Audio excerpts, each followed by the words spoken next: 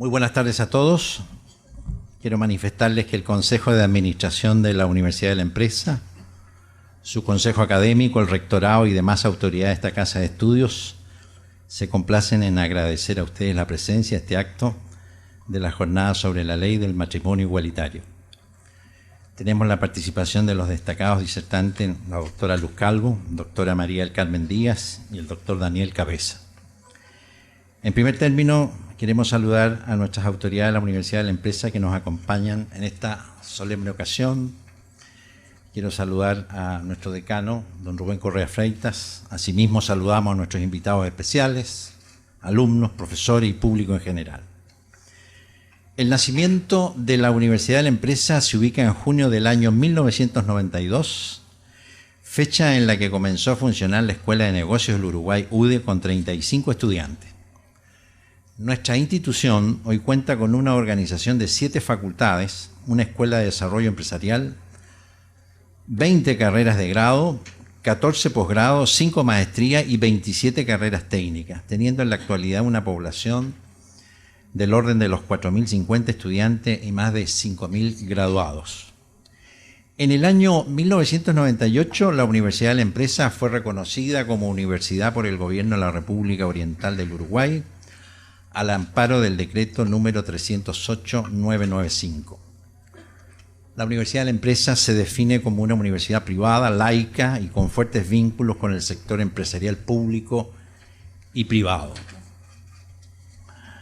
Y con motivo de la sanción de la ley número 19.075 de fecha 3 de mayo, por la que se consagra el llamado matrimonio igualitario, la Facultad de Ciencias Jurídicas ha decidido organizar la presente jornada ley de matrimonio igualitario por su relevancia e impacto en el derecho positivo y especialmente en el Código Civil.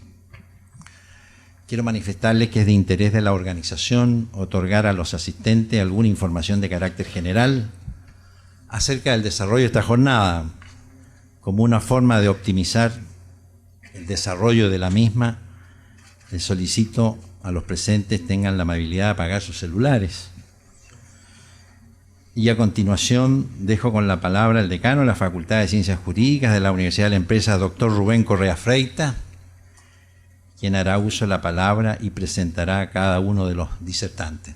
Decano. Bueno, muchas gracias. Buenas noches a todos y a todas. En mi calidad de decano de la Facultad de Ciencias Jurídicas de la Universidad de la Empresa, quiero darles a todos la más cordial bienvenida a estas jornadas sobre la ley de matrimonio igualitario, que trae tantos cambios en nuestra legislación, en el Código Civil, en el derecho positivo uruguayo. En esta noche tan particular, en la cual nosotros competimos con Suárez, con Cavani y con Forlán. Pero bueno, no tenemos a Suárez, a Forlán y a Cavani, pero tenemos a la doctora Luz Calvo, a la doctora María Carmen Díaz y al doctor Daniel Cabeza.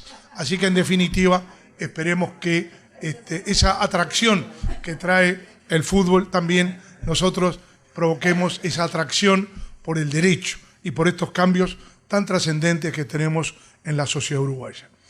En primer lugar, voy a presentar al doctor Daniel Eduardo Cabeza Loriente, quien es abogado, doctor en Derecho y Ciencias Sociales y escribano público. El doctor Daniel Cabeza ejerce en forma liberal las profesiones de abogado y de escribano público. Se desempeña además como asesor notarial de diversas cooperativas. Es abogado del Ministerio de Defensa Nacional. Ha realizado cursos de posgrado en materia de sociedad conyugal y en lo que se refiere a la actividad docente, el doctor Daniel Cabeza es desde el año 1992 y hasta la fecha se desempeña como aspirante y profesor ayudante de las cátedras de Derecho Privado 1 y 6 en la Facultad de Derecho de la Universidad de la República. Desde el año 2003 es profesor en la Cátedra de Derecho Civil 5 y 6 de la Facultad de Ciencias Jurídicas de la Universidad de la Empresa. También, desde el año 2008, es profesor titular de grupo grado 3 de Derecho Privado 1 y 6 en la Facultad de Derecho de UDELAR. Doctor Daniel Cabeza, tiene la palabra.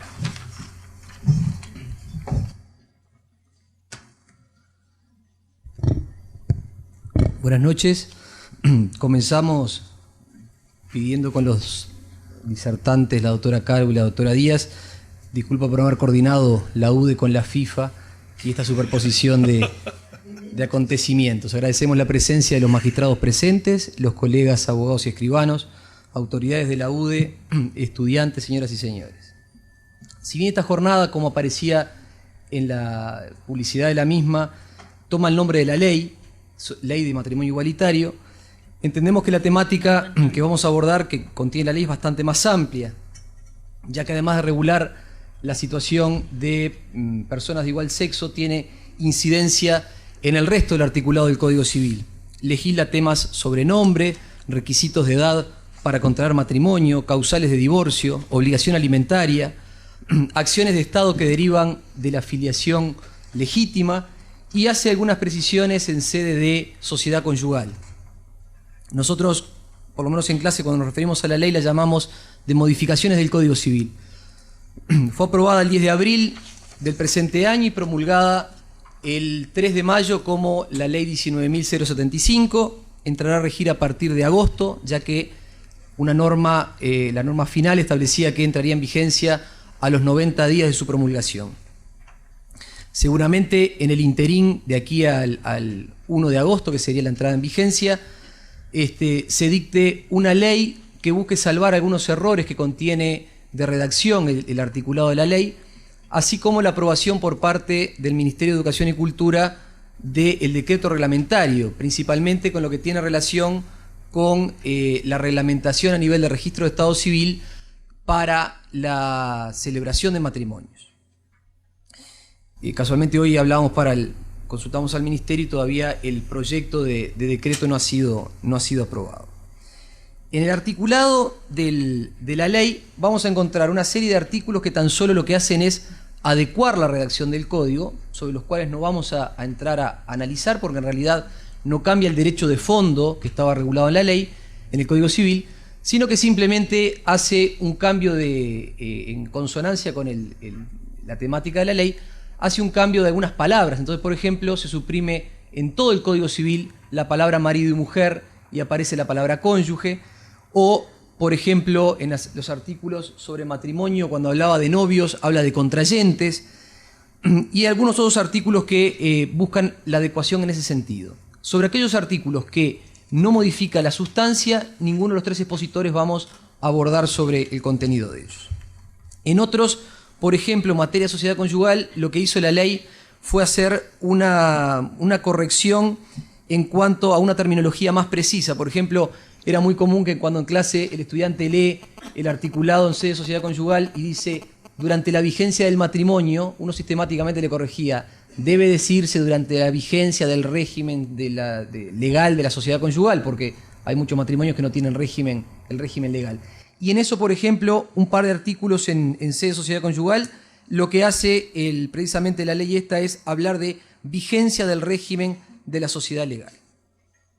En cuanto al material que tienen en la carpeta, lo que buscamos fue hacer un compendio de las normas del Código Civil, cómo quedarían leídas a partir del 1 de agosto con la entrada en vigencia de la norma tal cual está hoy redactado. En los temas básicamente de matrimonio y filiación. Quedó afuera, por lo que le decía, sociedad conyugal, porque poco es lo que la ley impacta en el régimen de la sociedad conyugal. Y nos parece que es de ayuda porque, lo contrario, los tenemos que proyectar el articulado. Nos parecía que era mucho más práctico que lo tuvieran allí al alcance, sobre todo cuando se hace el análisis comparativo. Vamos a ver que hay artículos sobre matrimonio, separación de cuerpos, divorcio, obligación alimentaria, filiación, y pusimos en la parte final unos artículos de la ley que modifican el articulado del CNA sobre reconocimiento y nombre. En cuanto a la secuencia de lo que vamos a desarrollar en la jornada, en primer lugar vamos a hacer el análisis del articulado sobre normas que modifican matrimonio, divorcio, reconocimiento, nombre y sociedad conyugal. La doctora María del Carmen Díaz va a abordar el tema de la obligación alimentaria y por último la doctora Calvo el tema de la filiación, básicamente lo que tiene que ver con la filiación matrimonial.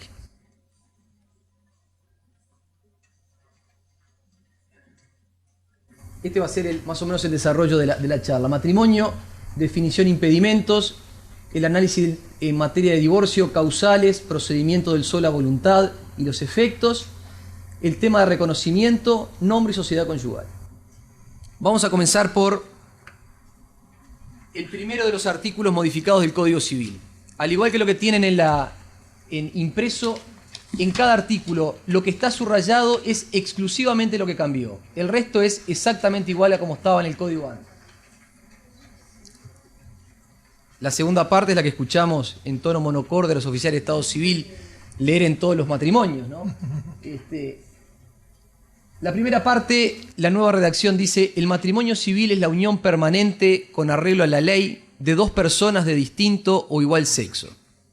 Es la primera vez que en la legislación nacional aparece una definición de matrimonio. Antes, cuando uno decía que el matrimonio era heterosexual, lo sacaba del contexto del articulado de la ley, cuando decía el marido tal edad, la mujer tal edad, o son obligaciones del marido estas y de la mujer tal otras. Digo, acá aparece por primera vez una definición legal del concepto de matrimonio como unión civil permanente y hace la aclaración con personas de distinto o igual sexo.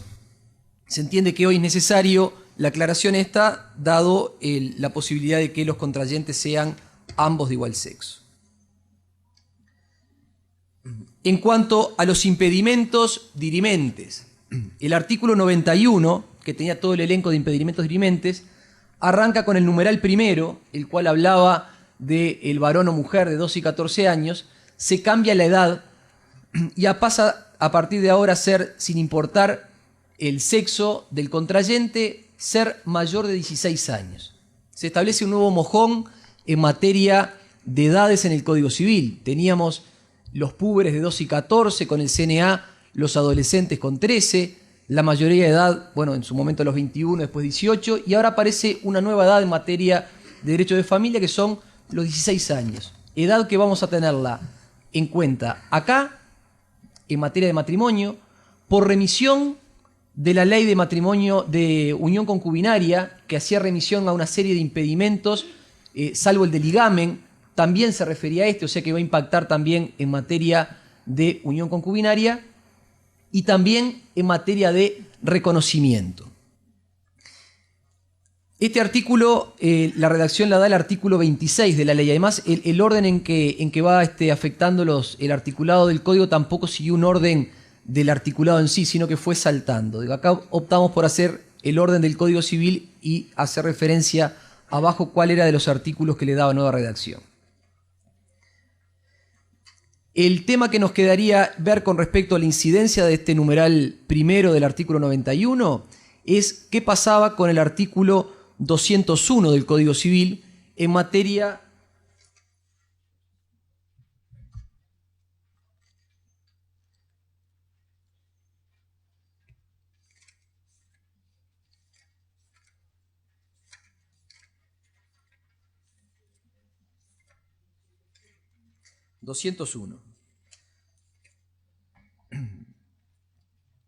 Dice: no podrá sin embargo decirse de nulidad del matrimonio contraído por individuos de los cuales uno o los dos eran impúberes, y esto no fue modificado por la ley, tendría que ser uno de los puntos a modificar en la ley ampliatoria o en la ley que haga las correcciones a esta ley, cuando han pasado 180 días desde que ambos cónyuges fueron legalmente púberes, o cuando la mujer ha concebido antes de la pubertad legal o antes de vencerse los 180 días sobredichos. Este artículo debiéramos considerar que en el proyecto de ley, en la ley que actualice o que rectifique los errores de la 19.075, debiera tomar cartas sobre el asunto.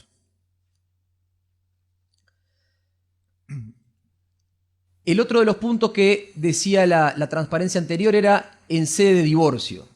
Si bien El articulado obviamente fue puesto en el 148 en sede de separación de cuerpos, y que separación de cuerpos son escasísimas las que uno puede ver en la práctica, pero sí como causal de divorcio tenemos la modificación del numeral primero, el quebrantamiento del deber de fidelidad en su máxima expresión, como es el adulterio.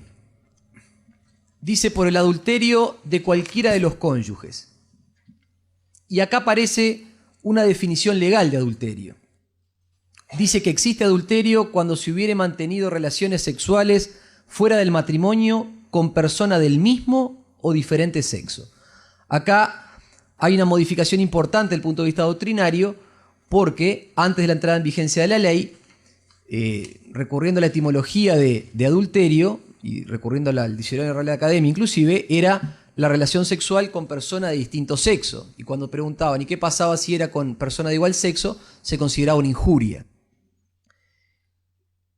Cuando aprueban el motivo, la razón de ser de esta modificación, apuntaba que los colectivos que promovieron la modificación de la ley decían que no se podría hablar de injuria a aquella persona que hacía uso de un derecho. Entonces, si se podía considerar, y vamos a verlo más adelante, sobre todo en materia del caso de cambio de sexo, si se podía hablar de una injuria en ese caso. Entonces lo solucionan poniendo que el relacionamiento sexual sea con persona de diferente o de igual sexo, en ambos casos configuraría la causal de adulterio. Dice, sin perjuicio, lo que se entenderá sin perjuicio de lo dispuesto en el artículo 127, inciso segundo de este código. Si ustedes leen la discusión parlamentaria, los parlamentarios pensaron que estaba mal hecha la referencia al inciso segundo, porque en la redacción original del 127 no aparecía inciso segundo. Pero este inciso fue agregado por la ley de unión concubinaria, que salió a partir de una sentencia de la Corte que se había analizado el concepto de adulterio y si tenía que haber injuria y agravio para que hubiera adulterio. Recogido en la ley de unión concubinaria, efectivamente el artículo 127 tiene un numeral segundo, que era el que hablaba que no se considera que hay un quebrantamiento al deber de fidelidad si los cónyuges no estaban viviendo de consuno. Decía el 127 en su redacción actual, con posterioridad a la entrada de la ley de unión concubinaria, la obligación de fidelidad mutua cesa si los cónyuges no viven de consuno. O sea que la referencia es correcta, existe un inciso segundo al día de hoy vigente del 148 y es precisamente el incorporado por la ley de unión concubinaria. Otro de los numerales del 148 que se modifican es el numeral cuarto. En este caso también soluciona aquel tema que se planteaba, porque decía que era la propuesta del marido a prostituir a su mujer, y uno preguntaba si sería aplicable a la inversa. Bueno, acá en forma directa habla de la propuesta de cualquiera de los cónyuges para prostituir al otro, constituye una causal autónoma de divorcio. Similar redacción pasa con el numeral quinto del 148, donde dice que por el conato de cualquiera de los cónyuges, y acá lo único que se agrega es el concepto de menor a cargo, que antes no aparecía, tanto para prostituir a sus hijos o menores a cargo, o por la connivencia en la prostitución de aquellos.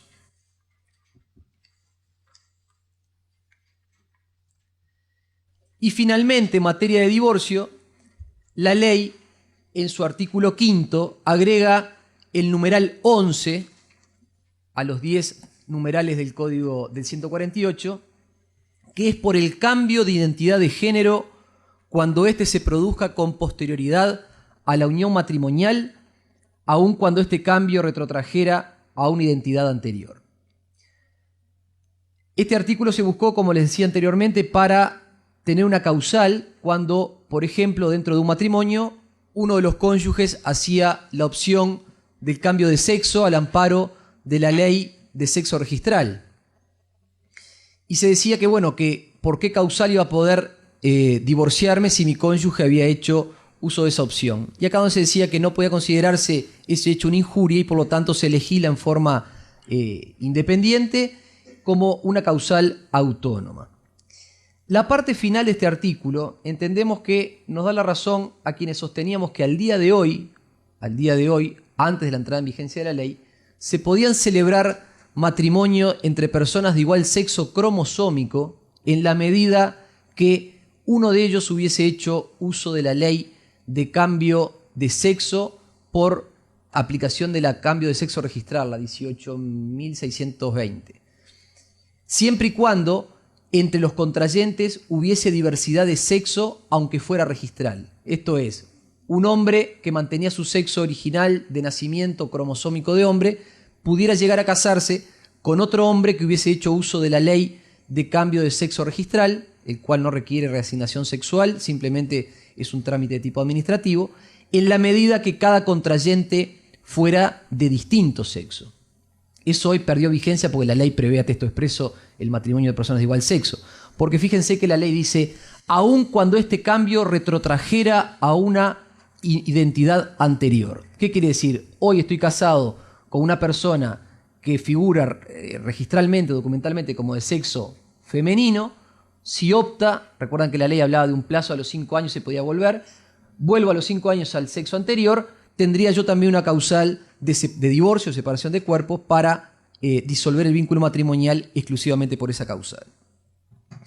En cuanto a un aspecto que entendemos que la ley debiera adictarse, debiera contemplarse, sería darle a este numeral 11, al igual que la ley se lo da a otros dos numerales que son el 2 y el 7, que es el artículo 153 del Código, que dice que si la demanda se funda en una de las causales establecidas en los numerales 2 y 7 del 148, deberá presentarse la sentencia condenatoria ejecutoriada y probarse que la acción no ha prescrito. Acá nos parece que si la persona hizo uso de la identidad, del cambio de identidad de género, va a tener un pronunciamiento judicial y entendemos que sería ilógico que compareciera una sede de familia a decir que hizo el trámite y que va a llevar testigos para probar eso. Cuando hay una sentencia judicial que ya hizo lugar, nos pareciera que debería incorporarse tanto en el 153 del Código Civil como en el artículo 369 del Código General del Proceso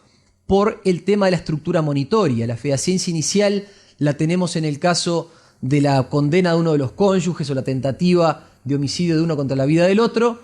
Tenemos la fehaciencia inicial dada con una sentencia. Acá lo mismo, tenemos un fallo judicial que hace lugar al cambio de identidad. O sea que entendemos que debiera regularse también y modificarse el 153 y el 369 del Código Civil y CGP respectivamente. El artículo 161, no tiene nada subrayado porque lo que hizo la nueva redacción fue quitarle una parte, que es lo que aparece al final, que dice: se suprimió: si la causa que dio mérito a la separación fuera el adulterio de la mujer, no podrá el marido, después de la conciliación, entablar acción fundándose en la misma causal. Al haberse suprimido esa parte del código con la redacción nueva, y obviamente hacer referencia solamente al cónyuge, entendemos que se permite instaurar la acción por la misma causal, obviamente siempre y cuando no hubiere prescripto. El anterior especie como un perdón a futuro, que si era objeto de un engaño, luego no podía volver a accionar por la misma causa. ¿Alguna pregunta hasta acá?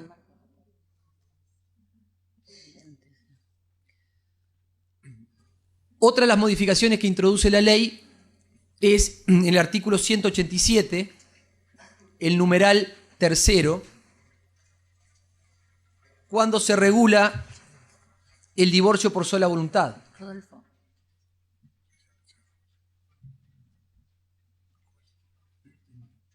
Divorcio por sola voluntad, que en concordancia con la modificación que introduce la ley, deja de ser por sola voluntad del hombre para ser por sola voluntad de cualquiera de los cónyuges. Ahí está, no era por sola voluntad de la mujer, perdón, se entendió igual.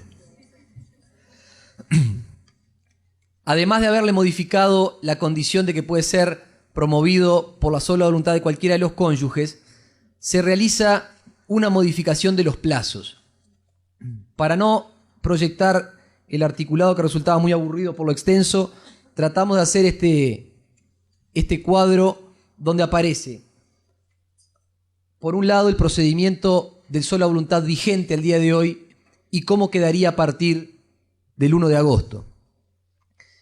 Continúa habiendo una primera audiencia, que la llamamos audiencia, aunque en realidad esto va a depender de dónde se tramite, porque hay ciertas diferencias entre el trámite del sola voluntad, si se hace en las sedes de Montevideo en el interior, si tienen que pasar, en el caso de Montevideo, por la horda. La mayoría de los juzgados pide que por escrito se presente con las partidas correspondientes y verdaderamente fija una audiencia, a pesar que el Código Civil no hablaba estrictamente de una audiencia, pero en la práctica, por lo menos en Montevideo, que es la experiencia que conocemos un poquito más, se realiza una primera audiencia. ¿Cuándo? En función de la agenda del juzgado. Para esa no hay un plazo.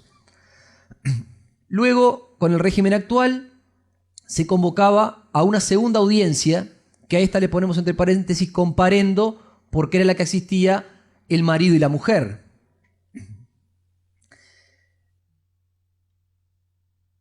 Esta audiencia se fija dentro de un plazo prudencial para que pueda ser notificado el otro cónyuge. Tampoco en esa hay plazo. En esta segunda audiencia se fija una nueva audiencia con plazo de 6 meses para que la mujer compareciere a manifestar si persistía en su propósito de divorciarse. Recuerden que el motivo, la motivación de la norma de estos plazos era para que las señoras en forma reflexiva llegaran al divorcio por sola voluntad, y por eso era que la castigaban con esos extensos plazos de 6 meses, y luego, no conforme con eso, a una con plazo de 1 año para que manifestara nuevamente si persistía en su propósito de divorciarse. Y en la cuarta audiencia se citaba a un último comparendo, con presencia de ambos cónyuges, por eso era comparendo, al igual que el segundo, donde si bien la ley dice que se dictará sentencia, va a depender de la suerte que corramos que se encuentra presente o no el fiscal, si no, irá a la fiscalía y nos notificarán luego la sentencia. El procedimiento con la 19.075 estructuralmente permanece exactamente igual. Lo único que tanto la audiencia que se fijaba a los 6 meses como la que se fijaba con plazo de 1 año, ambas pasan a ser audiencias en un plazo de 60 días.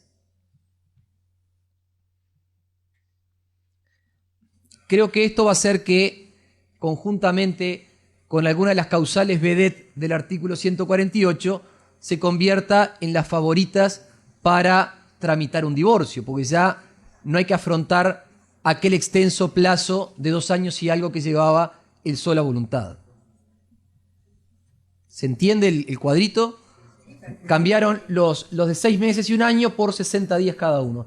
Sigue habiendo una primera audiencia, un segundo en comparendo, a los 60 días otra que concurre, ya ahora no la mujer, sino cualquiera de los cónyuges, otra que concurre a los 60 y una última donde convocan a un comparendo donde asistirán o no, porque puede no asistir el otro cónyuge, pero sí es convocado, y en esa mantiene la misma redacción, dictará audiencia, con la salvedad que hicimos que previamente va a tener que expedirse el Ministerio Público.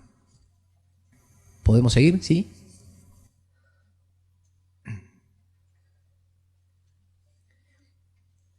El artículo 190 no hace mayores agregados, salvo que dice que una vez que está disuelto legalmente el matrimonio, los cónyuges quedan facultados a contraer nueva unión matrimonial. El único motivo por el cual pudo haber puesto esto es porque para contraer una unión de otro tipo no se requería la disolución. Por ejemplo, una unión concubinaria, no requiero estar divorciado. Entendemos que debe ser el único motivo por el cual aparece la expresión una nueva unión matrimonial. También se derogó la parte que decía que una vez realizado el cónyuge demandante en el primer matrimonio no podrá deducir la acción de divorcio que se funde en una causa de la misma naturaleza de la que sirvió para decretar el divorcio anterior. Eso en la nueva redacción del 190 tampoco aparece, por lo tanto podría iniciarla por la misma causal. Seguimos, 191. Yo creo que la redacción de este artículo obedece a que lo que hicieron el colectivo que promovió la modificación de la ley fue básicamente tomar el texto del Código Civil y hacer una búsqueda donde apareciera la palabra marido y mujer, poner cónyuge, pues si no, no le encontramos mayor sentido mantener el artículo 191, norma de modé si las hay. Digo, ejecutaré la sentencia, no podrá el ex cónyuge usar el apellido del marido, decía, ¿no? Que tampoco entendemos, ya no es práctica en el matrimonio heterosexual, y por algo ya la universidad ya no expide más títulos con el nombre de casada, para evitar que aquello que era motivo de tanto orgullo después no fuera motivo de martirio cuando uno miraba para atrás y veía en su título el nombre del otro. Entonces, igualmente en el 191 se recoge eso y se expresa que no sabemos si va a constituir un uso esto, que ejecutará la sentencia de divorcio, no podrá el ex cónyuge usar el apellido del otro. Creemos que esta norma del siglo pasado, al igual que otra que vamos a ver, comentarla muy al pasar, como es la norma del luto, la cual también recrean, digo, uno decía en clase que de dónde sacaban los gastos de luto, creíamos que también estaba superada esa situación, la recrea la nueva redacción de la 19075.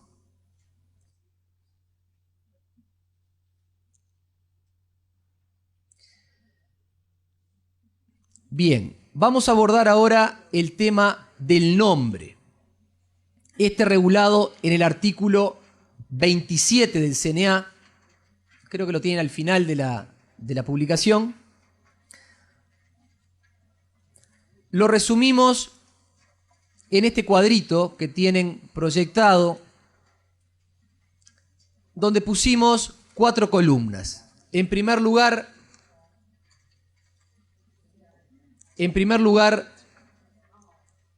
el hijo. En segundo lugar, lo referente a la inscripción. ¿Cuál va a ser el principio en materia de nombre y cuál va a ser la opción que pueda haber en materia de nombres? Y vamos a empezar a analizar uno a uno el cuadro. El hijo nacido dentro de matrimonio heterosexual. La inscripción la puede hacer un padre, la pueden hacer ambos, la puede hacer un tercero o la puede hacer el director del hospital de oficio. El principio para los hijos habidos, porque más abajo van a aparecer los adoptados, para los hijos habidos, el principio es que en primer lugar irá el apellido del padre y en segundo lugar el apellido de la madre. En eso es como regía hasta ahora sin haber modificado nada. Pero establece la opción que nos permite invertir el orden, donde puedo establecer con mi mujer que la criatura que nazca tenga primero el apellido de ella y segundo mi apellido, para lo cual requiero un acuerdo previo. Entendemos que en ese caso la inscripción va a tener que ser hecha por ambos padres. No va a poder ir uno de ellos y exteriorizar la opción que quiere hacer. Ese sería el hijo habido dentro de un matrimonio heterosexual. Si el hijo es dentro de un matrimonio homosexual, la inscripción también va a poder ser hecha por ambos, pero entendemos que acá, si comparece un tercero, va a tener que ser con algún poder especial. Poder especial que en la vieja ley de registro civil ya estaba previsto que pudieran comparecer un tercero con un poder especialísimo para inscribir un hijo. ¿Y por qué tenemos que preceptivamente entender que tiene que ir con poder, aunque la ley no lo dice? Porque el principio en materia de inscripción de hijos de matrimonios homosexuales, el principio es la opción expresa. Entonces, ¿cómo va a expresarse un tercero si no tiene facultades bastantes de los padres para decir el orden de los apellidos? Si no hay opción, o sea, si no se ponen de acuerdo en la opción, ya va a arrancar mal esa pareja, va a ser por sorteo al momento de la inscripción. Esa es la solución que da el legislador. Esos son dentro de filiación matrimonial. Pero también regula la filiación fuera del matrimonio, extramatrimonial. Acá la inscripción la va a poder hacer un padre o ambos, o un tercero, nuevamente con la salvedad, con poder para invertir el orden, o de oficio. El principio va a ser al igual que en el matrimonio heterosexual, primero el del padre y segundo el de la madre. E invierten el orden previo establecido si hay acuerdo. Pero puede ser que sea fuera del matrimonio y lo inscriba un solo padre. si lo inscribe un solo padre, va a llevar los dos apellidos de este. Y si este padre tiene un solo apellido, el segundo va a ser uno de los de uso común. Y allí puse en la opción un signo de pregunta. ¿Puede optar? Si soy padre único o madre única y tengo un solo apellido, ¿podré optar que el de uso común sea el primero y el mío sea el segundo? Queda planteada la interrogante. Si el matrimonio, el hijo nace fuera de matrimonio y lo inscribe un tercero, dice el apellido del que lo concibió y otro seleccionado por quien lo inscriba.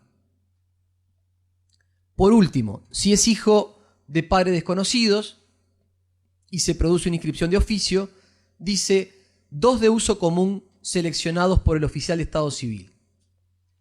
En la práctica ocurría que si se surgía de algún lado el conocimiento de la afiliación, ese nombre le ponían en la partida. Creemos que igual, aunque no lo dice expresamente, el oficial de Estado Civil contará con el certificado de nacido vivo y algún otro elemento que le aporte la maternidad de donde nació y podrá continuar con ese tipo de opción de poner en ese orden los apellidos. Por otro lado, puede ser casos de chicos adoptados. En este caso, la adopción va a depender si la realiza una pareja heterosexual o homosexual. Si la pareja, y no puse matrimonio, porque cuando habla de pareja la ley permite que sean tanto cónyuges como concubinos. Tampoco lo dice que es orden judicial, pero como va a haber un trámite judicial de por medio, la inscripción va a ser necesariamente cuando se lleve el oficio al registro civil, donde permite que se sustituya, al igual que en el matrimonio heterosexual, en el caso de los habidos de matrimonio, el primer lugar por el del padre y el segundo lugar el apellido de la madre. Y también permite que, acuerdo mediante, se invierta el orden preestablecido. Si por otra parte los adoptados son una pareja de igual sexo, cónyuges o concubinos, también va a haber una orden judicial y sustituyen por orden acordado. Y la diferencia a cuando no hay acuerdo, que en el caso anterior se hacía un sorteo al momento de inscribir, en esta oportunidad el sorteo se va a hacer ante el juez donde se tramite. Por lo tanto, entendemos que el oficio judicial dirá que, habiendo mediado sorteo, el orden de los apellidos es el siguiente. Por último, si adopta una sola persona, también va a haber una orden judicial y sustituye un apellido según las reglas de los artículos anteriores, donde también nos preguntamos lo mismo que en la cuarta línea anterior. Decía, ¿podrá optar el adoptante en el orden que se establezcan? Estos son principios que rigen para todos los casos de nombres anteriores. Por ejemplo, si la criatura es mayor de 13 años, sí conviene mantener uno o dos apellidos y, salvo razones fundadas, conservará un nombre de pila de los que tuvo asignados por quien lo inscribió en forma originaria. En segundo lugar, para aquellos matrimonios que puedan hacer uso de la opción o que opten en un orden diferente al establecido en la ley, o sea, por ejemplo, que opten por poner como segundo apellido el de la madre y primero el del padre, van a ser como una suerte de primogenitura de nombre, porque el primer hijo, donde los padres opten por establecer un orden de apellidos de familia, va a regir para todos los demás hermanos. O sea, que si yo soy el primer hijo y tengo un primer apellido el de mi madre y segundo el de mi padre, el hermano que tenga después, que sea hijo de los mismos progenitores, va a tener el mismo orden. Entendemos que es necesario eso porque el nombre no es solamente un tema antojadizo. Establece, si a nosotros se nos presenta una persona al día de hoy y nos da un nombre, nosotros automáticamente ubicamos hijo de quién es y de quién es. O si es hermano de tal o cual persona, si provienen de los mismos ascendientes. Entonces, por lo menos allí le obligó a que si son hermanos, hijos de los mismos padres, el primer hermano rige a los siguientes independientemente de la naturaleza, sin importar si mis padres cuando me tuvieron a mí, yo fui hijo no matrimonial y luego se casaron. O sea, entiendo que cuando habla independientemente de la naturaleza y orden del vínculo se está refiriendo a eso.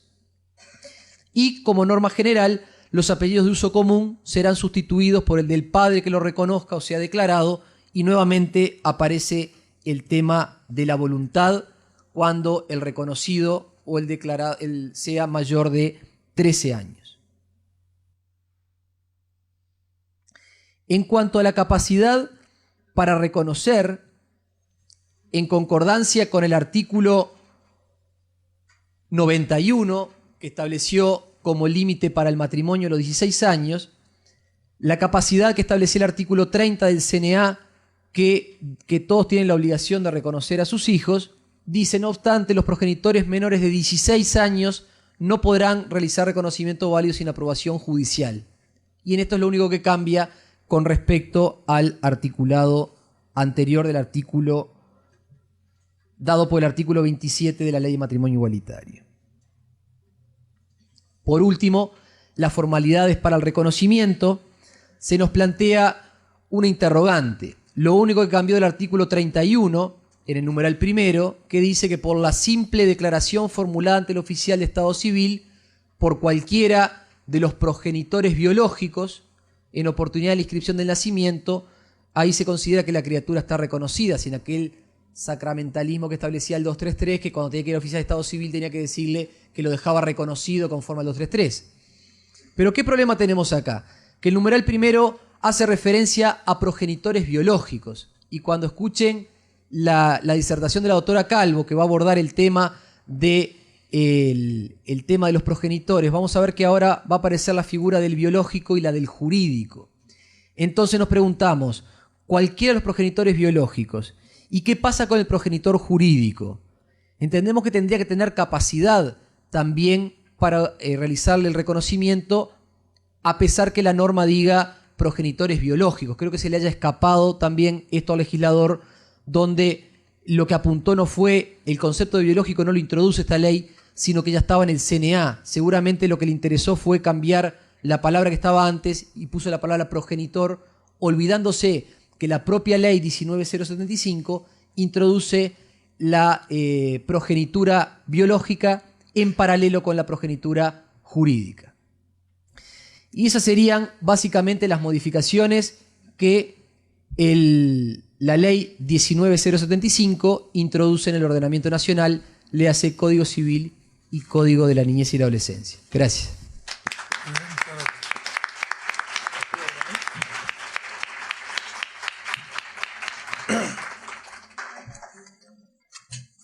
Bien, muchas gracias, doctor Daniel Cabeza.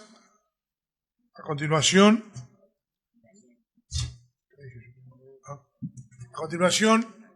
hará uso de la palabra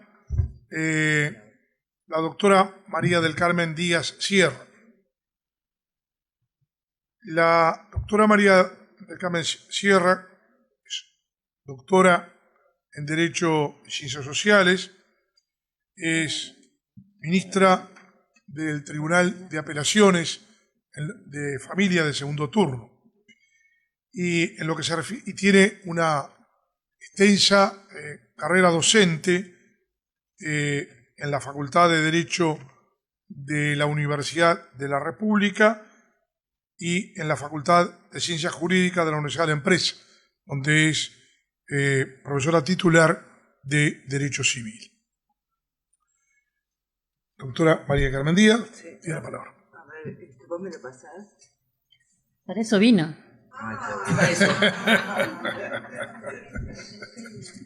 Bueno, primero, como yo tengo 2 meses menos que él, me quedo sentada. Él es más joven. Y segundo, estoy medio cansada, así que si digo algún disparate, disimule.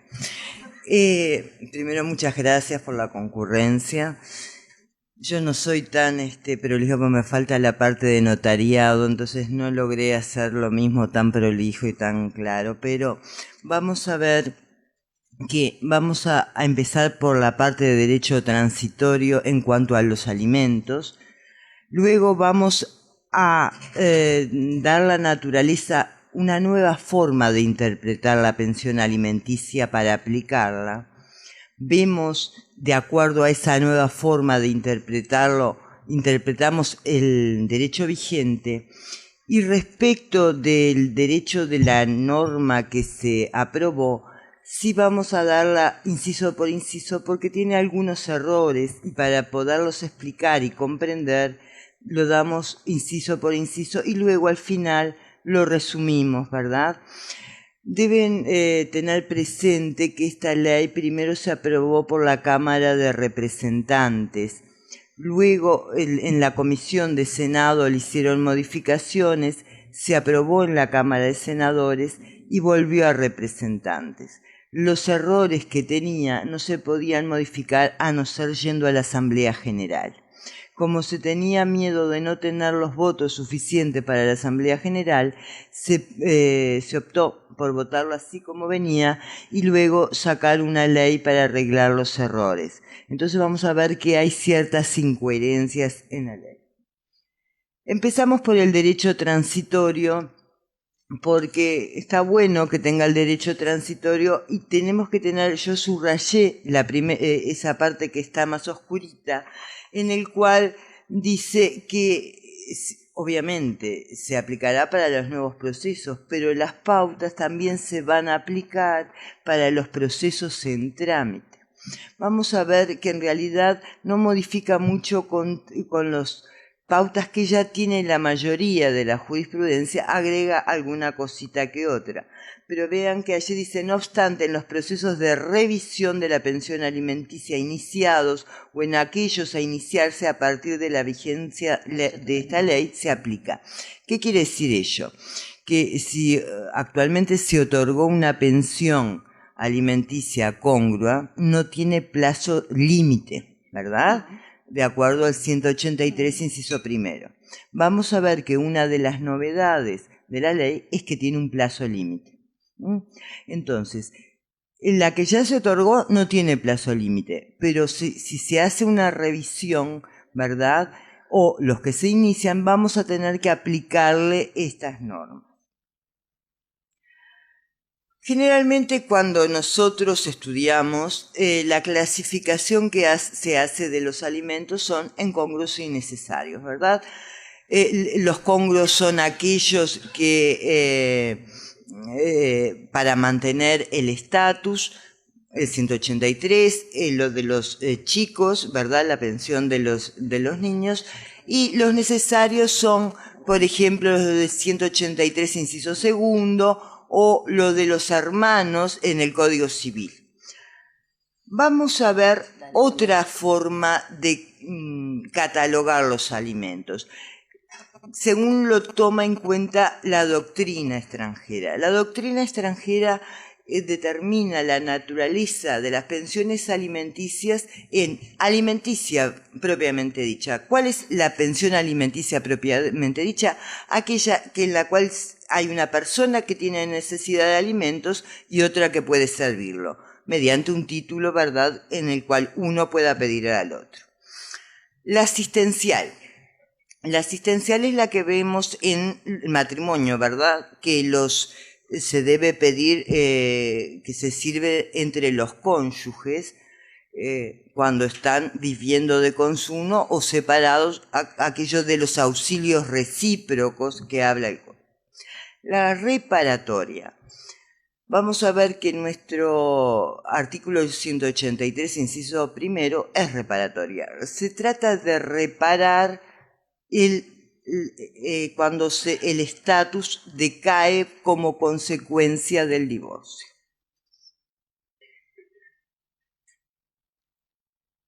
La indemnizatoria, lo que se pretende es indemnizar la pérdida de chance que produjo el matrimonio.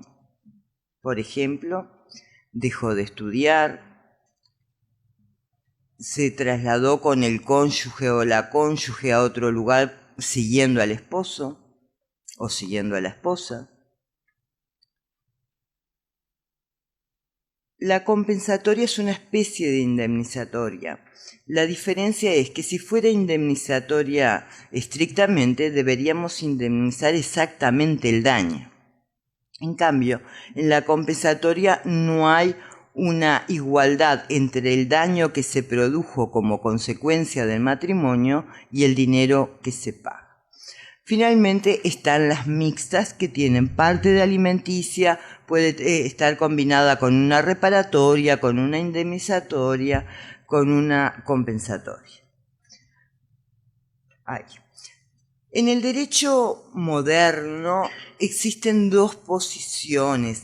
Una que determina que luego de disuelto el matrimonio no hay alimentos, no se debe porque no hay motivo para servir alimentos. Es el caso, por ejemplo, de Alemania.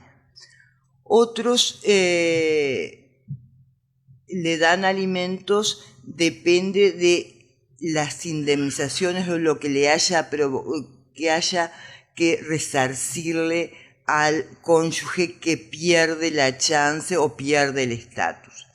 Si tomamos, por ejemplo, Alemania, Puerto Rico, Cuba, estos países dicen, cesado el matrimonio, cesa el derecho a alimentos, y solo por cuestiones o de que la persona es mayor o que tiene problemas de enfermedad o que se quedó a cargo de los niños y entonces no puede trabajar, entonces ahí se le da por un tiempo alimentos.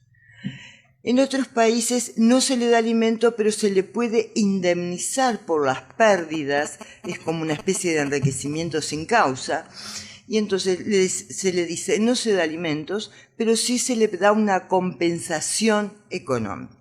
Ese es el caso de Francia, de España, de Chile, de Argentina en el proyecto de Código Civil que tienen para su aprobación.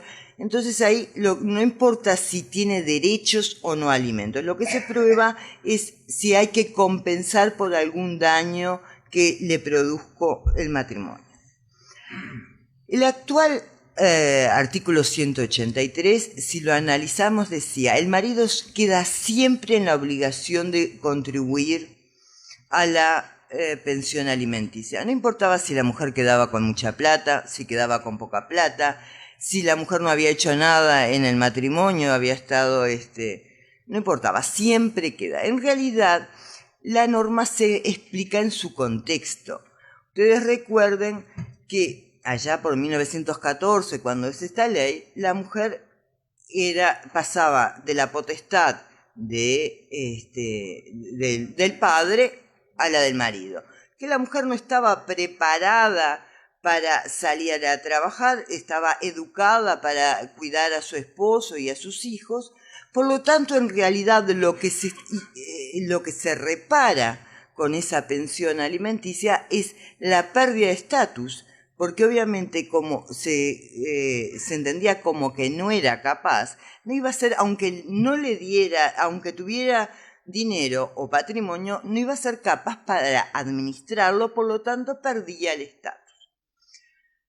Si bien vino la Ley de Derechos Civiles de la Mujer, oportunamente el legislador debió seguir pensando que éramos medio incapaces, ¿verdad? Entonces no dejó la norma. Son los jueces lo que cambian. Los jueces que generalmente el proceso de cambio de una norma parte de que hay una norma, de que hay un cambio social. Los primeros que constatan la incoherencia entre la norma y la sociedad en un momento dado son los jueces. Y son ellos los que transforman por la jurisprudencia esa situación. Finalmente solo agarran los doctrinos y después, oportunamente, si hay voluntad política, se hace una nueva ley. En realidad, nuestros jueces, la mayoría, ponían pautas, no siempre decían que nacía el derecho, pese a que dice el marido queda siempre obligado a servir la pensión alimenticia. La mayoría de nuestra jurisprudencia decía no siempre nace. Nace para aquellas mujeres cuya situación es igual a la que pensó el legislador de 1914. Para aquellas mujeres que como gracias a Dios se dan la mayoría, que pueden salir a trabajar, que tienen una profesión, etcétera, etcétera, no tienen necesariamente que nacer. El otro. En el segundo inciso del actual 183 tenemos lo que se llama una pensión alimenticia netamente de naturaleza alimenticia. ¿Por qué se da? Porque es cuando hay necesidad, ¿verdad? No se necesita. Fíjense en una cosa que nosotros nunca, o yo por lo menos no lo pensé. Vuelvo para atrás. En el 183, inciso primero, para que a la mujer se le dé la pensión congrua, no tenía que ser culpable, ¿verdad?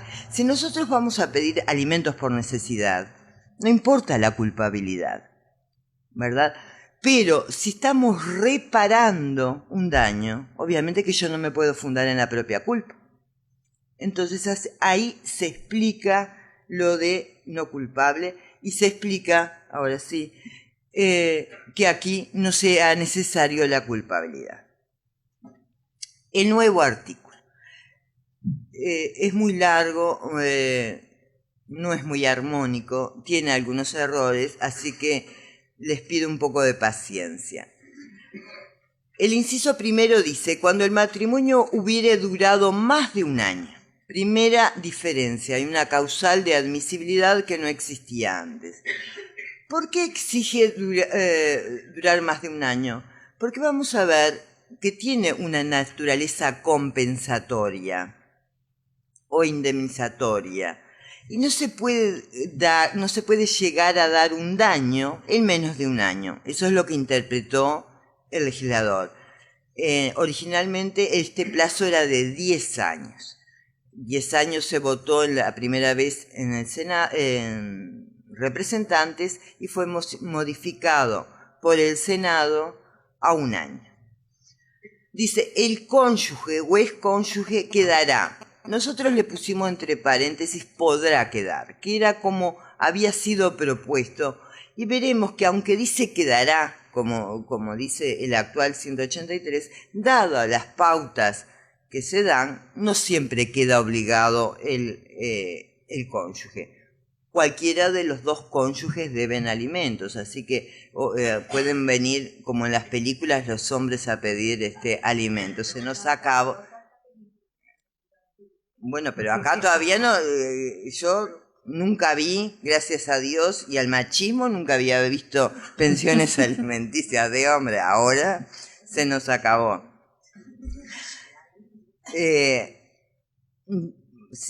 Comienzo de vuelta. Cuando el matrimonio hubiere durado más de un año, el cónyuge o excónyuge quedará en la obligación de contribuir a la congrua y decente sustentación del cónyuge o excónyuge, es decir, siguen siendo congruos, es decir, aquellos para mantener el estatus, no culpable de la separación, igual que estaba antes, pero por un plazo igual de duración del matrimonio. Esto, que la novedad no está acá, la novedad estaba en la unión concubinaria, en los alimentos, también tiene su explicación en esa reparación o en esa compensación. Porque si pensamos en una pensión netamente alimenticia, no puede tener un plazo, porque las pensiones de naturaleza netamente alimenticia son hasta que el otro lo necesite o hasta que el que lo sirva no pueda servirlo más. ¿Me explico? Que permita al beneficiario, eso es lo mismo que antes. Luego empieza con las pautas que se deben tener en cuenta para otorgar o no la pensión, es decir, si nace o no nace. Dice, la pensión congrua se determinará teniendo en cuenta los siguientes aspectos: las posibilidades del obligado y las necesidades del beneficiario, eso está igual. En especial, y acá el primer cambio, los bienes que éste recibiere al liquidar y a partir en liquidar y partir la indivisión postcomunitaria. Pero ojo, que está igual, pero las posibilidades del obligado y las necesidades del beneficiario. Si el beneficiario tiene rentas o tiene ingresos, que ahora decía, no importa si tiene, en realidad por el 183 vigente, que siempre debe quedar, hay una posición minoritaria de la jurisprudencia que dice, no me importa los ingresos que tiene, el cónyuge siempre queda. Yo creo que ahora no.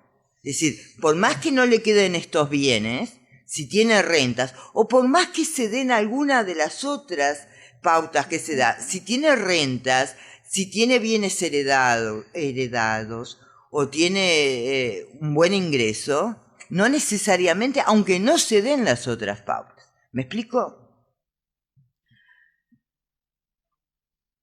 Segunda pauta, el apartamiento total o parcial de beneficiario de la vida laboral como consecuencia de su dedicación a la vida matrimonial o familiar. Quiere decir que si la señora tuvo la suerte, que no tuvimos otras, de encontrar un señor que le ponga secretaria, mucama y todo lo demás, bárbaro por ella, pero no entra acá, ¿verdad? Es muy que lo aproveche mientras le dure, pero no entra acá porque acá generalmente en los expedientes de pensión alimenticia dice la señora, dejé de trabajar porque él me lo pidió. Bueno, ahora tendrá que probarlo. Es decir, él me dijo que dejara de trabajar para cuidarlos, es decir, pero sin amague de prueba alguna, ¿verdad? Pues, como dice, como consecuencia deberá probar que el hecho de dejar es para cuidar a su familia o sus hijos. En el segundo inciso dice, las posibilidades efectivas de inserción o reinserción en la vida laboral, atendiendo las aptitudes personales, edad, salud y demás. Dice actores, pero en realidad quiere decir factores. Por eso le puse yo, esto es uno de los errores. No fui yo, fueron ellos. En el caso concreto, eso lo tenemos hoy por hoy en las pautas, todos tenemos en cuenta la edad, la salud y demás factores, ¿verdad? Y en general todos aquellos elementos que incidieran o hubieran incidido en dificultar o impedir su decente sustentación. Es decir, es lo mismo, viene la señora de 60 años, 70 años que no puede salir a trabajar, va a seguir con su pensión. Esto está como, no se entiende por qué está acá. Y la explica, porque habla, también se fijará una pensión alimenticia congrua si el matrimonio hubiera durado al menos un año y quien pide la pensión probare que fuera encargado de las tareas. Esta está subsumida en el otro. Pero esto tiene la razón de su explicación, es que no se dieron cuenta en el Senado de sacarlo. Porque recuerdan que dijimos que en una primera instancia, en representantes, el plazo para que pudieran hacer era 10 años. Entonces esto era una excepción a la norma, que con un año se podía pedir pensión si se daba esta condicionante. Al haber cambiado el plazo, deberían haber borrado esto, porque queda subsumido en el otro, pero está ahí. Ahora bien, puede suceder que cuando termina el plazo termina a los 60 o 70 años, ¿sí? Y si no consiguió, lo que se pretende es que en el plazo que se va sirviendo alimentos se pueda reinsertar en la vida laboral, porque recuerden que la obligación de trabajar es una obligación constitucional, ¿no? Aunque algunos no tomaron conocimiento, pero está. Entonces, el plazo es para eso, para tratar de reinsertarse. Ahora bien, si por ejemplo la pensión se concedió a los 60 y no se consiguió hasta los 70, mucho menos se va a conseguir de 70 en adelante. Entonces, tiene otra excepción, dice, en situaciones que así lo justificaren, el beneficiario de los alimentos podrá mantener el derecho a percibir pensión aún vencido el plazo establecido en el inciso primero de este artículo, ¿verdad? Atento a la duración de la vida de consumo matrimonial, a la edad del beneficiario y su incidencia en la dificultad o alta improbabilidad de reinserción de en la vida laboral. Es una persona mayor, enferma, que vence el plazo y si no lo encontró, mucho menos lo va a encontrar, se puede pedir la continuación. Pero ojo, porque para pedirlo tiene que demandarlo antes que venza el plazo para los alimentos. porque estos caducan como caducaban, acá hay mucha gente joven, pero como caducaban los alimentos para los hijos mayores antes del CNA. Quiere decir que vencido el plazo, el cónyuge que sirve puede pedir el cese y el juez debe decretarlo sin más trámite. Por lo tanto, para que continúen, debe pedirse por el acreedor alimentario que se continúe y se tramitará. El plazo, ¿cómo se computa? El plazo se computa desde el momento del matrimonio hasta que se decreta la separación provisional. Yo creo que la gente se va a poner muy prolija, porque en realidad la gente se separa pero no se divorcia. Entonces, y pueden estar 10 años separados pero no divorciados. Cuanto tiempo estén separados y no divorciados, están generando plazo para la pensión. Porque pese a que se le dijo al legislador que esta es la idiosincrasia del uruguayo, tanto que se permite una unión concubinaria estando casado, igualmente el plazo cesa cuando se decreta la separación. Así que por lo menos tendrán que presentar la demanda de divorcio para que el plazo termine ahí.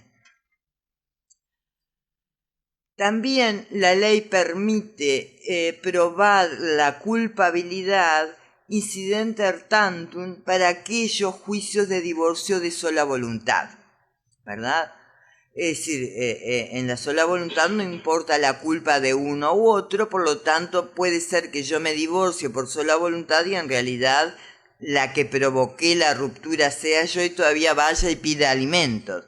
Entonces, en el juicio de alimentos, el otro puede esgrimir como defensa la culpabilidad para no servirlos y será parte del objeto del proceso y de la prueba. Finalmente, al igual que tiene el actual 183, existe una pensión estrictamente de naturaleza alimenticia en donde no importa la culpabilidad y no tiene plazo, ¿verdad?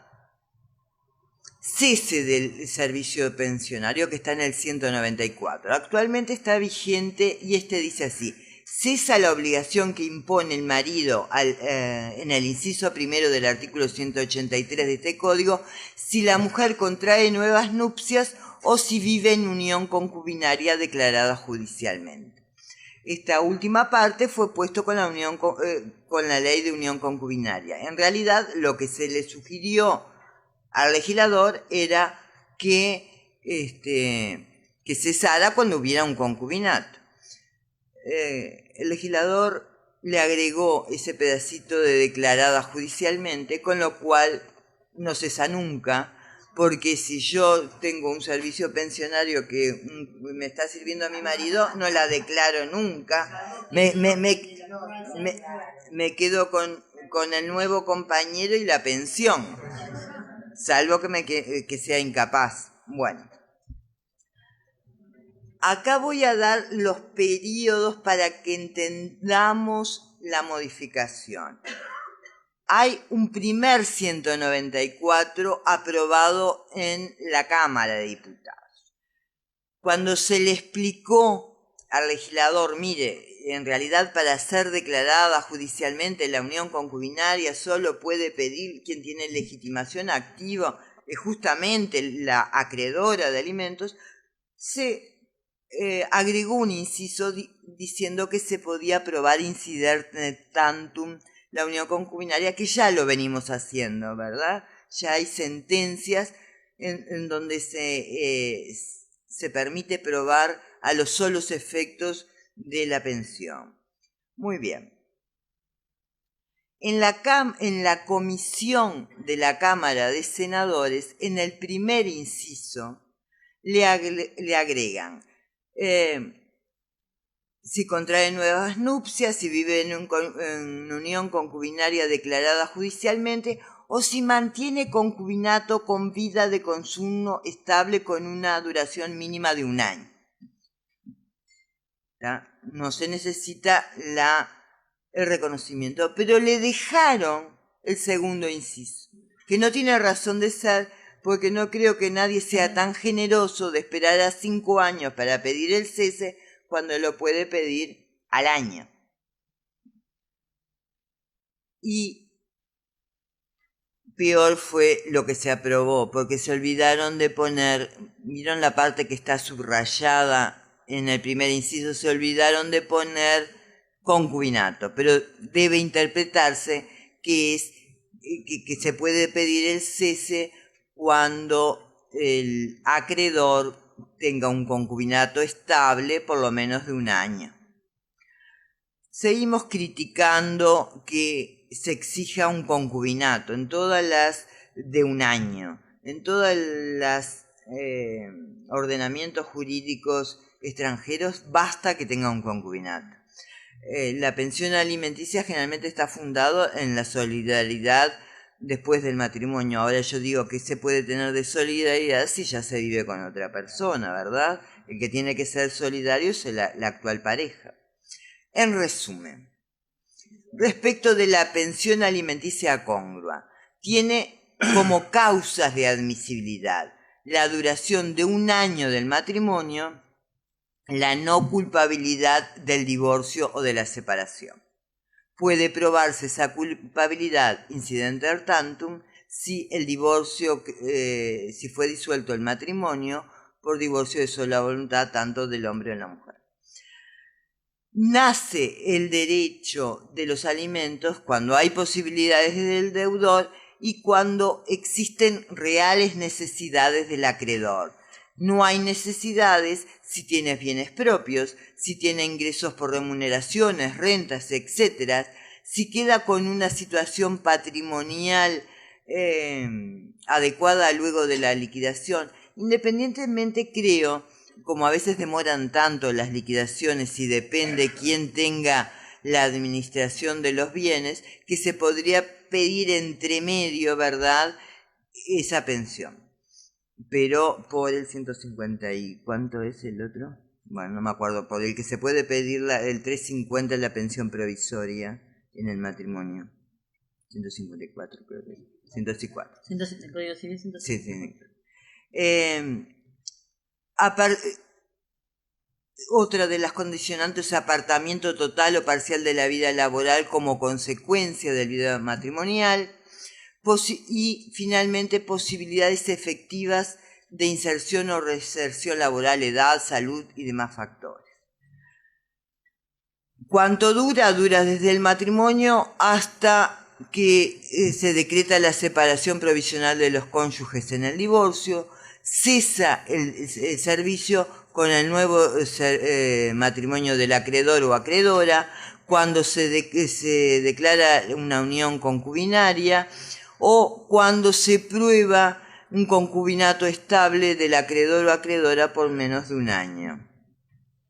Finalmente, las pensiones de naturaleza netamente alimenticia son las del 183, inciso 6, que son los alimentos necesarios, y aquella que se puede prorrogar, que son alimentos congruos. ¿Me explico la diferencia? La que se pide por el inciso 6 son necesarios. La que se mantiene por el 183, numeral 4, que no tiene fecha de vencimiento luego de que se le dio la prórroga, son congruos, ¿sí? Muchas gracias.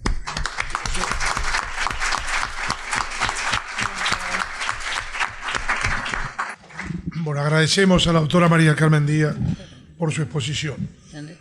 Bueno, a continuación presentamos a la doctora Luz Calvo de Gros, quien es doctora en Derecho y Ciencias Sociales desde el año 1975. Tiene... Eso no es necesario decirlo. Bueno, es lo que es. Pero no, pero ¿por qué grosero? Porque eso demuestra que tiene una amplia experiencia y una amplia trayectoria. Porque si digo que la doctora recién se recibió en el 2005, sabe muy poco. Tampoco lo vamos a querer. Entonces, bien, yo me recibí en 1974, aclaro. Pero, y en 1976, comenzó su carrera docente en la Facultad de Derecho de la Universidad de la República, donde ocupa actualmente el cargo de profesora agregada grado 4 de Derecho Civil. Y es profesora titular de Derecho Civil en la Facultad de Ciencias Jurídicas de la Universidad de la Empresa, que allí sí debo decir que está vinculada, está como profesora titular desde que se instaló nuestra facultad en el año 2000. Doctora, tiene la palabra. Muchas gracias. Bueno, con muchos ya los saludamos, para el resto buenas tardes. Quienes conocen mi pasión futbolera, no sé, ¿alguien sabe algo? 2-1, gracias Fabito. 2-1. 2-1 ¿quién? No, Uruguay, por la ¿no? sonrisa. Uruguay, ¿no? Sí, 2-1 Uruguay. Van a 2-1 recibir Uruguay. mi especial agradecimiento por estar presentes. Mi otro yo debatía. ¿Me quedo frente a la pantalla o voy? Primó la cordura, por eso estoy acá.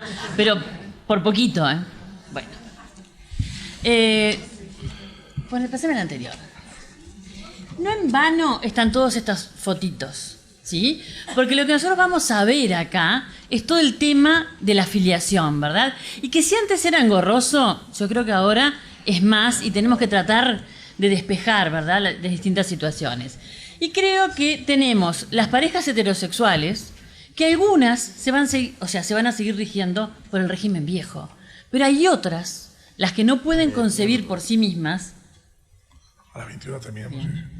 Las que no pueden concebir por sí mismas, que se van a encontrar regidas por las nuevas normas. Por eso hay dos parejas distintas, ¿sí?, de los jóvenes. Están los otros, los que ya son bastante más grandes, que hasta podrían llegar a tener un pacto de progenitura jurídica, ¿sí?, y tener hijos de acuerdo con la nueva ley. Está la pareja de hombres y la pareja de mujeres, que están todos amparados, porque para mí no se excluye a ninguno con la redacción que tenemos por ahora de la ley. Obviamente que hubiera sido deseable que esta ley saliera de la mano con la ley de fertilización asistida. No lo fue. Y entonces tenemos que llenar algunos vacíos exclusivamente con la letra que nosotros tenemos ahora de la ley. Dale al otro. Bien.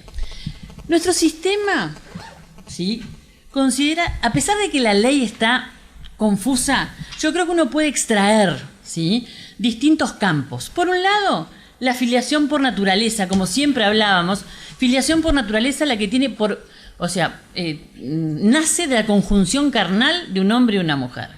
Esa podrá ser matrimonial o no matrimonial, como ha sido hasta ahora, y se va a regir por las normas que hemos visto siempre, ¿sí? Después tenemos la filiación por adopción, que se regía y se rige por 9 días más o 7 días más por la 18.590, porque se sancionó una nueva ley que modifica y que fue promulgada el 17 de junio y modifica todas las normas de adopción, o muchas de las normas importantes de adopción plena. ¿Sí? Sí, es como... Sí. Otro seminario. No se aflijan, no van a poder Sí. trabajar porque esto para... Bien, y por último, que aunque no lo diga de esta forma, nuestro actual sistema también regula lo que en otros países se ha llamado y se ha legislado por separado la progenitura jurídica. Entonces nosotros vamos a tener ahora filiación por naturaleza, matrimonial o no matrimonial, filiación por adopción, adopción plena, y filiación por progenitura jurídica. ¿Cuál es la gran diferencia entre unas y otras? La concordancia del vínculo biológico con el vínculo jurídico. En la filiación por naturaleza, matrimonial o no matrimonial, el vínculo jurídico y el vínculo biológico deberían, ¿sí?, deberían coincidir. Mientras que en la filiación por adopción, en general no coincide, pero puede adoptarse al hijo propio conjuntamente con el cónyuge o con el concubino. Y en la filiación por progenitura jurídica puede ser que coincidan los dos casos, porque los gametos utilizados sean de la pareja, si es heterosexual, o puede ser que no coincida, ¿sí? Entonces el tema de la concordancia entre el vínculo biológico y vínculo jurídico es el que nos va a determinar en toda la proyección de las acciones que nosotros vamos a poder ejercer o no en los distintos tipos de filiación. En la filiación por naturaleza matrimonial, el hijo nace de la conjunción carnal de sus padres. Rige la presunción de filiación relativa, ¿sí?, tal como estaba rigiendo con el CNA. la llaman presunción de filiación, no la llaman más presunción de paternidad o presunción de legitimidad.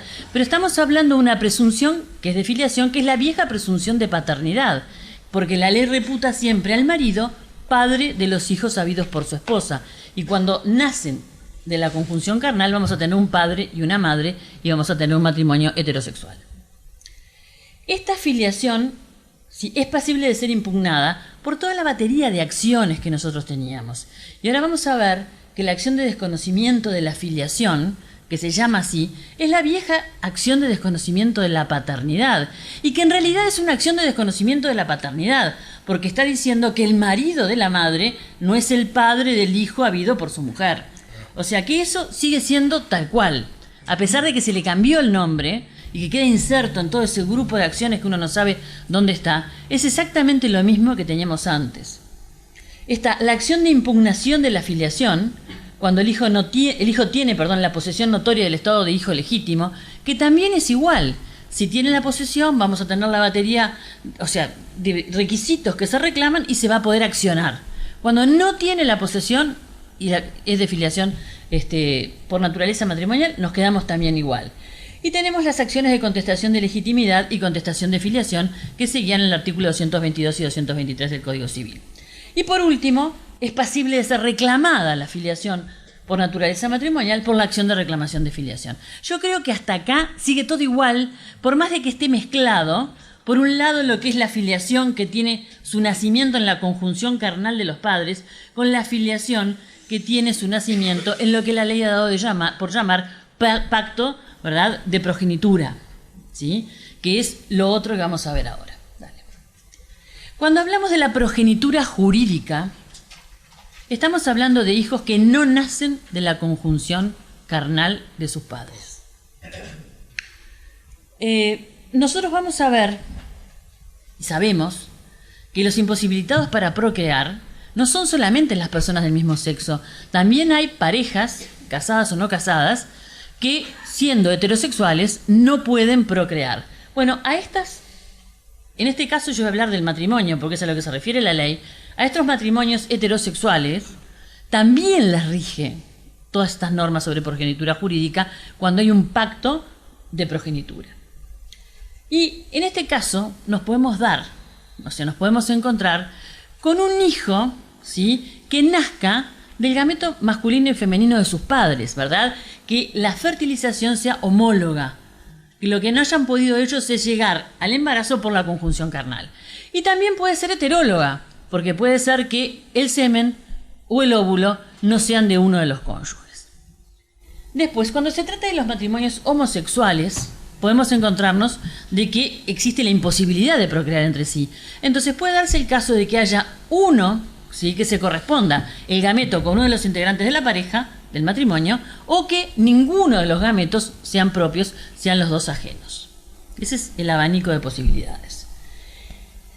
La ley dice que para que se pueda, ¿verdad?, tener esa filiación por progenitura jurídica, se requiere un acuerdo expreso y escrito. No dice mucho, debería decir más cosas. En primer lugar, tendría que decir qué capacidad tiene o se reclama. Se supone que debe alcanzar los 16 años porque el hábil para contraer las nupcias debería de poder también para concebir hijos. A lo mejor dirían, bueno, no, que espere un poco, no sé, pero no está dicho, ¿sí? Tampoco dice, hay una solemnidad, es expreso y es escrito, pero no dice nada más que eso, que es expreso y que es escrito. Hoy por hoy, yo pienso que el pacto de progenitura es el acuerdo que se firma con las clínicas de fertilización asistida, porque todos los que concurren a una clínica para que les presten sus servicios firman un contrato y en definitiva tienen una copia de ese contrato que hoy viene a valer como este pacto de progenitura, que no es que tenga que ser ese, ¿sí?, sino que normalmente eso ya está provisto. Formalidad y vigencia, ¿no? El otro tema es la vigencia. ¿Yo le puedo poner un plazo? Yo creo que sí, que podría ponerle un plazo. O le podría poner para cuántos intentos de fecundación asistida puede ser. No lo dice la norma, ¿sí? Pero yo creo que sí, que se puede limitar. Lo que sí dice es que el pacto de progenitura jurídica puede revocarse hasta la concepción. Yo creo que está mal usada la terminología, porque el pacto de progenitura jurídica reclama la concurrencia de la voluntad de los dos. Y a mí me parece que lo que acá está apuntando es a una especie de denuncia unilateral, porque dice que se puede revocar, el pacto puede revocarse hasta la concepción. Yo creo que uno se puede bajar del pacto, que no se reclama que se bajen los dos. Es como que uno le pone fin a la relación y se va de la casa. Acá tendría que haber un paralelismo semejante, no es que los dos, que al pacto se le pueda poner fin después. Otro tema, ¿dónde se registra su cancelación? La ley no lo dice, porque, o sea, se supone que yo debería de notificar a mi cónyuge, hablando de filiación matrimonial, de que yo me di de baja, revoqué la autorización. Tendría que también ir a la clínica donde se supone que estábamos en tratativas para comunicarlo, ¿sí? No, nada de eso dice la norma, pero son cosas que me parecen esenciales. O sea, tengo que decirle a la otra parte y tengo que notificar al que iba a hacer el procedimiento. Y yo me pregunto, ¿qué pasa si se concibe después de la revocación? Porque no llegó a tiempo, se olvidó, le pidió al escribano que fuera a notificar. El escribano le dijo, no, el acta de solicitud, los testigos, no te enojes, Daniel, ¿sí? Claro, y bueno, y tengo que ir con los testigos porque si no me aceptan, para que me firmen. Y a veces esas cosas llevan tiempo. Y eso pudo haberse dado, yo qué sé, por una discusión. Bueno, no está resuelto, porque acá parece, yo creo, claro, es un tema que van a tener ustedes a lo mejor, como tantos otros. Pero ¿cuál es... ¿Qué es lo que pasa con todo esto? Es que a mí me parece que cuando se hicieron estas modificaciones de la ley, se pensó en que todo el mundo iba a ser muy prolijo, muy perfecto, y que no se iban a dar situaciones que seguramente se van a dar, porque la vida es absolutamente increíble e inagotable en los ejemplos que a uno ni siquiera se le ocurren y que después aparecen. Yo cada tanto digo que no me voy a asombrar más y cada poquito se me cae otra vez la mandíbula, porque no puedo creer lo que estoy viendo, que nunca pensé que lo fuera a ver. Bien. La filiación que se adquiere como consecuencia de un pacto de progenitura, lo dice la ley a texto expreso, no es impugnable por las acciones que tienen por objeto demostrar la falta de concordancia entre el vínculo biológico y el jurídico. Dice, no podrá ser impugnada por las acciones que tratan los artículos siguientes. Y las acciones que tratan los artículos siguientes son todas las que vimos hoy nosotros, la acción de desconocimiento de la paternidad, la impugnación, ¿sí? Las dos de impugnación, cuando hay y no hay posesión de estado afiliatorio legítimo, la acción de contestación por falta de legitimidad y la acción de contestación de filiación. Entonces, en todas esas acciones, cuando yo lo que pretendo, es decir, no hay concordancia del vínculo biológico con el vínculo jurídico, no me permiten accionar, porque en principio, cuando la progenitura jurídica ya se sabe que no va a haber concordancia entre el vínculo biológico y el vínculo jurídico en la amplísima mayoría de los casos. Entonces, no se permite. Pero hay cosas que me pregunto. El artículo 222 del Código Civil, que sigue vigente y que no fue tocado por el CNA ni por esta ley 19075, se refiere a una situación distinta que se puede resumir en que no haya habido matrimonio entre los padres. ¿Sí? Cuando no hubo matrimonio entre los padres, dejemos la nulidad, porque la nulidad fue modificada por el artículo 210 y el hijo del matrimonio nulo, aún nulo, es legítimo. Pero supongamos que no hay matrimonio entre los padres. Yo creo que por esa acción sí puede ser impugnada la filiación de progenitura jurídica, porque la progenitura jurídica matrimonial tiene como presupuesto la existencia de un matrimonio. ¿Cómo se pasó? Bueno, le llevaron a la clínica una partida de matrimonio que no tenía la anotación marginal, porque se supone que se va a pedir. Pero yo creo que por la acción del 222, cuando yo quiero demostrar que ese hijo no puede ser considerado hijo legítimo porque no hay matrimonio, por esa acción sí lo voy a poder impugnar. No por las otras de la falta de concordancia de la filiación biológica con la filiación jurídica. Creo que también voy a poder reclamar la filiación legítima, aún la que deviene de una progenitura jurídica. Supongamos que en un pacto de progenitura jurídica yo quedo embarazada y me peleo con mi marido. Y después me voy a tener ese hijo y lo inscribo como un hijo natural. Él después toma conocimiento, a mi hijo, que es el titular eventual de la acción. Yo creo que sí, que no hay problema que él reclame la filiación legítima tal como está consignada en el artículo 224 del Código Civil. Porque está reclamando, no está impugnando. Pero acá vienen los problemas, ¿verdad? No necesariamente todas las concepciones de las personas casadas con pacto de progenitura vigente tienen por qué ser fruto de una fertilización asistida al amparo del mismo. O sea, yo tengo un pacto de progenitura. La ley dice que si yo tengo un pacto de progenitura, el hijo va a ser de los que pactamos. Pero puede ser que yo me embarace afuera del pacto de progenitura, de la misma manera que me podía embarazar antes afuera del matrimonio. ¿Sí? Y entonces, acá nos encontramos en una situación en que de la forma que está redactada la ley, ¿sí?, estamos como encepados y no tenemos una acción para decir, no, yo tengo el pacto de progenitura vigente, pero mi mujer se embarazó de mi vecino. O, en el caso de dos mujeres, tenemos un pacto de progenitura vigente, pero el embarazo no se corresponde con una fertilización de la clínica, sino el embarazo fue afuera de la relación y de la relación con la clínica. Entonces, esos temas, ¿sí?, creo que nos van a llevar con el tiempo a ir decantando un poco el concepto de progenitura jurídica. O sea, si la progenitura jurídica va a regir todos los embarazos que tenga esa mujer, o va a regir solo el embarazo que fue fruto de la progenitura jurídica, si se puede saber, ¿sí? Porque yo creo que si no vamos a estar, me parece que con la progenitura jurídica estamos con el Código Civil antes del CNA. Tan encorsetados que no podemos salir, porque la ley dice que no se puede impugnar cuando hay un pacto de progenitura la filiación del hijo. Y nos encontramos con ese tema, ¿sí?, de que pueden haber filiaciones que no se correspondan con el pacto de progenitura jurídica.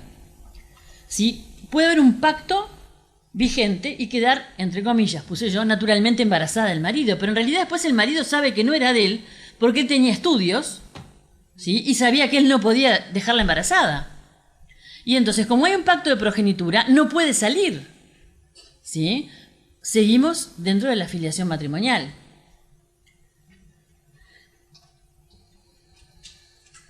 Eso nos va a quedar como en un debe para poder resolver. Yo me parece que a la luz de las normas como están hoy vigentes, se queda encepado en la filiación como se estaba antes con el texto antiguo del Código Civil. ¿Sí? Bien. Modificación de las acciones. El artículo 218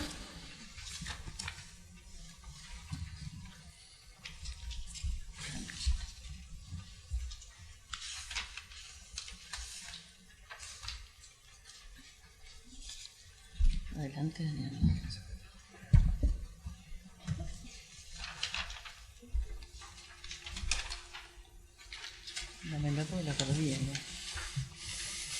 El artículo 218.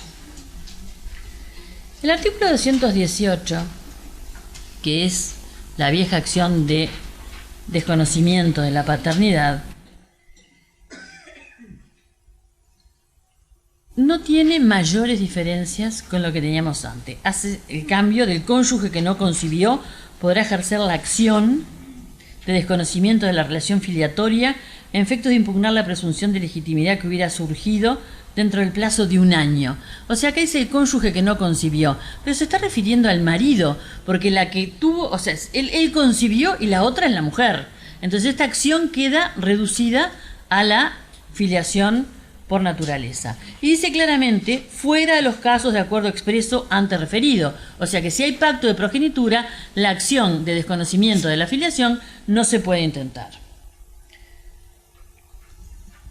La acción puede ser igualmente que antes intentada por los herederos. El artículo 219, que es el que habla de la impugnación de la filiación cuando el hijo no está cuando el hijo está en posesión de del estado de filiatorio legítimo, ¿sí?, tiene cambios sustanciales, fundamentalmente en cuanto al plazo. Porque antes esta acción era una acción que tenía un plazo breve, mientras que ahora se permite que la presunción de existencia de la relación filiatoria se ejercite durante la menor edad del hijo, toda, y antes era un plazo de 1 año, ¿sí? Y además se extiende el plazo que tiene el hijo al llegar a los 18 años, porque la puede ejercitar por un plazo de 5 años desde los 18 hasta los 23. Esto parece bastante razonable porque siempre me pareció exiguo el plazo de 1 año, fundamentalmente, que tenía el hijo cuando llegaba a la mayoría de edad. Todo esto, dice la norma, en algo que se agrega, sin perjuicio del derecho del hijo o sus herederos a conocer su ascendencia biológica en cualquier momento y a estos solos efectos, aún existiendo el acuerdo referido en el artículo 214. Y esto me produce algunas reflexiones, ¿verdad? En primer lugar, no tengo dudas y me parece perfecto que el hijo tiene derecho a su identidad y tiene derecho a saber de quién desciende, quiénes son sus ascendientes. Pero esto se estira tanto que dice, aún existiendo el pacto de progenitura. Y cuando nosotros hemos estado estudiando los distintos proyectos que han habido en materia de fertilización asistida, inclusive leyes que se han sancionado en otros países, se ha mantenido la reserva de la identidad del donante. Y además no sé si van a haber donantes, si los donantes después se van a saber quiénes son, ¿sí? Acá por supuesto que hay un derecho del hijo a conocer su identidad y que no tiene barreras, ¿sí? Pero por otro lado nos encontramos con que las leyes de fertilización asistida en general han restringido, ¿sí?, el hecho de conocer quién fue el donante o los donantes.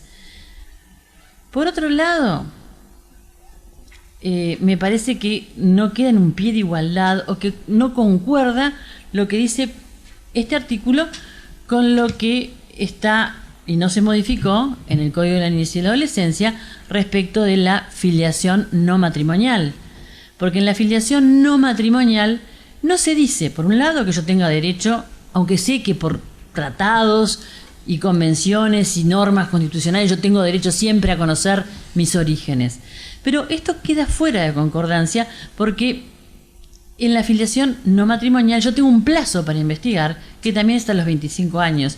Y no hay esa, digamos, me parece que debería desestructurarse y permitir la investigación de la filiación no matrimonial más allá de los 25 años de edad, con una solución que obviamente tiene que darse para el tema de los bienes.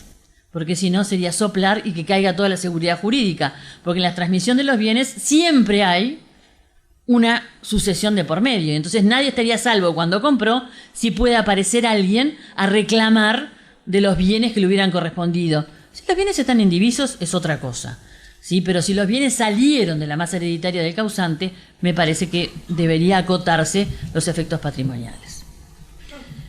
Cuando pasamos al otro caso, al artículo 220, en el artículo 220 tenemos la acción de impugnación de la filiación legítima cuando el hijo no tiene la posesión del estado filiatorio legítimo. Acá, en la redacción anterior, se permitía al padre biológico o a la madre intentar la acción. Pero ¿qué era lo que se le pedía al padre biológico? Se le pedía como condición para que prosperara la acción que manifestara su intención de reconocer a ese hijo como hijo natural. Y el efecto de la sentencia era un efecto que emplazaba, una nueva forma de emplazamiento en la filiación natural legal. El hijo que había sido desplazado de su filiación legítima por una acción empezada por su padre o por su madre, tenía como consecuencia de la sentencia el emplazamiento filiatorio como hijo natural reconocido de ese padre o de esa madre. ¿Qué es lo que pasa ahora? La norma no reclama más que el padre biológico que va a iniciar la acción o que puede iniciar la acción manifieste que va o que tiene la intención de reconocer a ese hijo. Igualmente, el artículo determina que la filiación de ese hijo cuyo padre biológico impugnó la filiación matrimonial va a ser una filiación no matrimonial legal. Esto es, que va a quedar emplazado en la filiación natural de derecho. La pregunta que nosotros nos podemos hacer es si esa filiación natural de derecho en la que va a quedar emplazado ese hijo es un emplazamiento igual a un emplazamiento voluntario, igual a reconocimiento, y por consiguiente ese padre, si se trata de un hijo menor de edad, va a ejercer la patria potestad y lo va a y al haberlo reconocido en forma expresa también lo va a heredar. ¿O vamos a pensar que los efectos son como los de un juicio de investigación de paternidad y entonces el padre declarado en juicio no ejerce la patria potestad, el padre declarado en juicio no hereda a su hijo? ¿Sí? No lo resuelve. A mí me parece que en el caso del artículo 220, el hijo que queda emplazado como hijo natural debe asimilarse al hijo que fue reconocido voluntariamente. ¿Por qué? Porque el padre biológico tuvo que hacer algo, tuvo que impugnar la filiación. Y al impugnar la filiación es porque quería que ese hijo quedara desinvestido de la filiación matrimonial. ¿Y por qué? Porque era su hijo. Y tendrá que demostrar que es su hijo. Y me parece que implícitamente, de la misma manera que el reconocimiento tácito, yo sé, trato, fama y tiempo por 10 años, acá hay también tácitamente una manifestación de que ese hijo es de ese padre que inició la acción y que impugna, y que por consiguiente debería de quedar con los mismos derechos que el hijo reconocido en forma expresa. ¿Me queda algo más?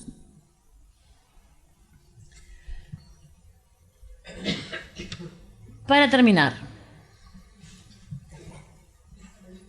el derecho a conocer la identidad, que ya nos referimos. Cuando es una filiación matrimonial, el artículo 219 infine, aún fuera de los plazos. Y en el artículo 220, como la acción es imprescriptible para el hijo, va a poder impugnar la filiación y buscar sus orígenes con independencia del plazo. Y lo que dijimos al comienzo, la progenitura jurídica va a necesitar de alguna manera de una construcción doctrinaria y jurisprudencial para poder salvar esos obstáculos que nos encontramos, porque nos vamos a encontrar con hijos que no son hijos de ese pacto de la progenitura jurídica, que nosotros hablamos de un concepto nuevo, que es la fidelidad con la clínica, ¿sí? Porque el que firmó el pacto de progenitura debería de abstenerse de mantener relaciones con terceros, porque tendría que tener el hijo fiel a ese pacto de progenitura y por el procedimiento de fertilización asistida de que se tratara. Entonces yo creo que no podemos, cuando se ha cambiado tanto en la filiación y hemos virado tanto lo que era el concepto original del Código Civil, terminar en materia de la progenitura jurídica como más encasillados que con el propio Código Civil. No poder hacer nada porque hay un pacto de progenitura y por consiguiente el hijo debe reputarse hijo de ese padre y de esa madre que firmaron voluntariamente el acuerdo.